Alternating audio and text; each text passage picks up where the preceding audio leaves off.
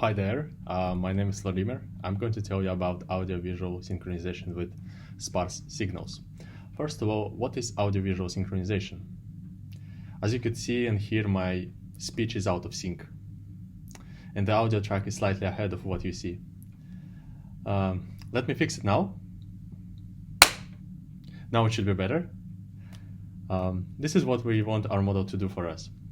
In other words, we want to shift audio and visual tracks such that they are aligned. I mentioned that we will be talking about videos with sparse synchronization signals. What are the dense and sparse synchronization signals? For example, speech is dense in time because it provides a continuous synchronization signal. The face crop makes the video to be dense in space because a large portion of what you see gives you synchronization cues. In contrast, if the face is not cropped, the cues will be sparse in space but dense in time. Now let's look at the example that is both sparse in time and space.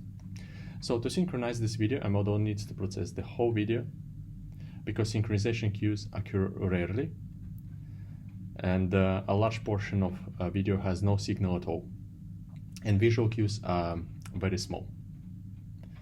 As you can imagine, the more sparse is the signal, the more difficult it is to synchronize, and the latter two settings are the focus of this work. What we want to solve here are problems like this.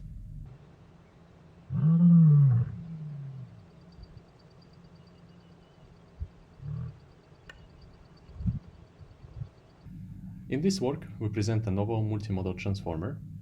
The model inputs RGB frames and audio spectrum that are potentially out of sync. We start by extracting visual, spatial, temporal features.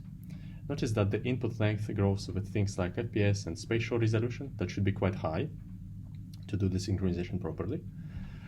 And inspired by works like Perceiver and Deter, we propose to have a set of, let's say, 16 trainable Curie vectors that will extract useful cues from the context features via cross-attention modules, which allows the model to scale linearly with respect to the input length. The audio spectrum is encoded in a similar way. The refined selector Curies from audio and visual features form an input to the transformer, which predicts the offset class. The model is trained with a cross-entropy loss. And let's talk about training a bit more. The model is trained as a classifier. The audio and visual tracks are offset by a random value that is picked on the fly from a grid of offsets. The grid has 21 values of offsets ranging from -2 seconds to +2 seconds. Notice that 0 offset means that the video is in sync. The videos in the dataset are 10 seconds, and during training we randomly trim 5 seconds out of each. Also, we found it extremely useful to pre-train the model on videos with dense synchronization signals such as speech, and then fine-tune it on videos with sparse signals. Now let's talk about the datasets. Since there is no video dataset with sparse synchronization signals, we introduce a curated subset of VGG sound dataset. It has 12 data classes, such as dog barking, chopping wood, and so on. There are about 6.5K 10-second video clips, or roughly 18 hours of video data. The second one is RS3, which is a popular benchmark for audiovisual synchronization. It contains TID-like talking head videos. It can be considered as solved as recent models reach near ideal performance. In this work, we propose to switch to the original videos that are uncropped to make it more challenging and closer to a real-life situation. Now the results. We compare our model with an adapted version of the state-of-the-art approach. The baseline approach is a decoder-only transformer that was adapted to our settings. It uses audio features as Curie for visual features context. It is a nice approach, but unfortunately it scales poorly with the input length. The comparison on the uncropped scene of the RS3 setting show that our model outperforms the prior work. What is more important is that our model significantly outperforms the baseline on the sparse in time and space setting, which is a more challenging dataset, which we also introduced in this work.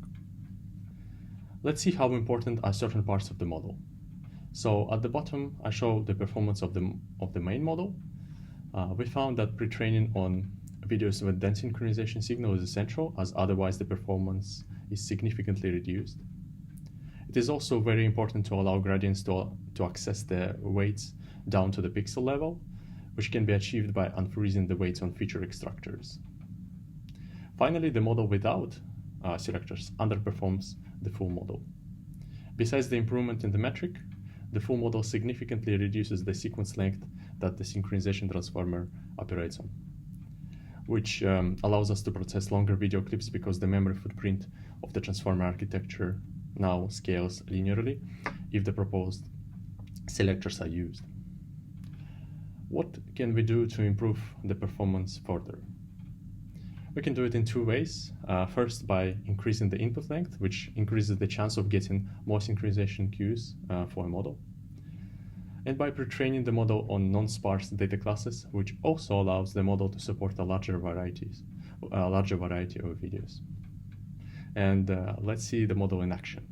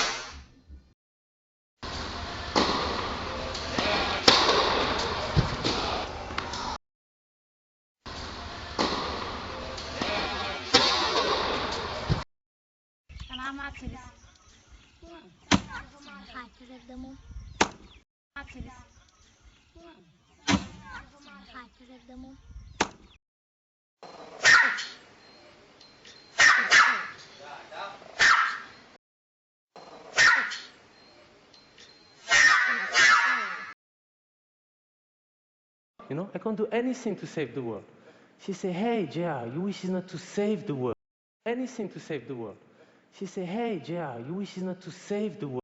Anyone, and I mean anyone, has the potential to discover something new. And I mean anyone has the potential to discover something new. There is one more thing that I wanted to cover in this video. We noticed that our model might cheat by using video codec compression artifacts, and it is actually easy to prove. Let's train a model to take a random trim of the original clip and predict the timestamp where the video comes from. Of course, one should expect that it is impossible, but that's not what happens. The plot will show you the training dynamics, and let's encode video files with the common MPEG-4 codec and train the model. And the problem is that it does train.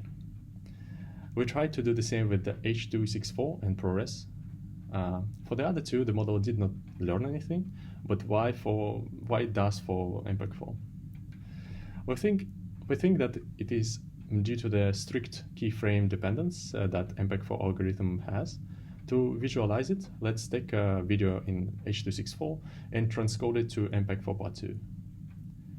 Although there is no perceptual difference, it is present on the pixel-wise difference between two consecutive frames.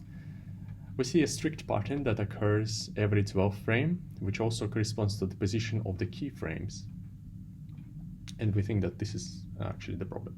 So this does not happen for H.264, which has a data-dependent pattern for keyframing, and the frame dependence is more complex. And this, of course, does not happen for ProRes neither, because it has no temporal encoding at all. Notice that one cannot simply transcode MPEG-4 to H.264 and remove these artifacts. Similarly, advanced audio codec, advanced audio codec, which is also known as AAC, links these artifacts as well. We notice that the higher the sampling rate, the easier it is for the model to find them. Although we cannot fully avoid having the artifacts in the data, as most of the video datasets encode audio in AAC, we decided to rely on 16 kHz, as it provides a good trade-off between audio quality and amount of artifacts. I would like to conclude this presentation with a few takeaways.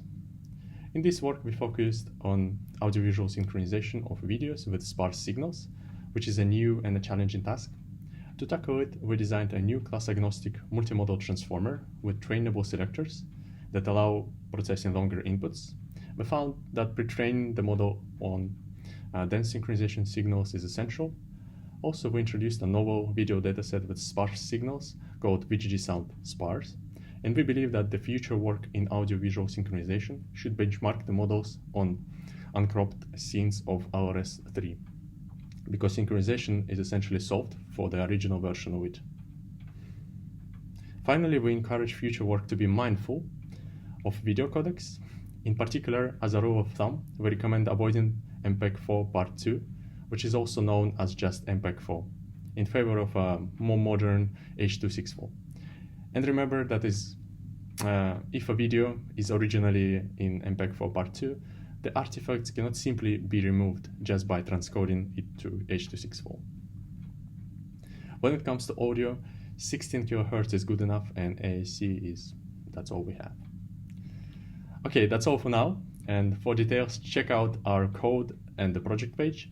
We also provide the training code and pre-trained weights, as well as a simple Google COLAB notebook to help you to get started. Anyway, thanks for stopping by, and I hope you will have a great day.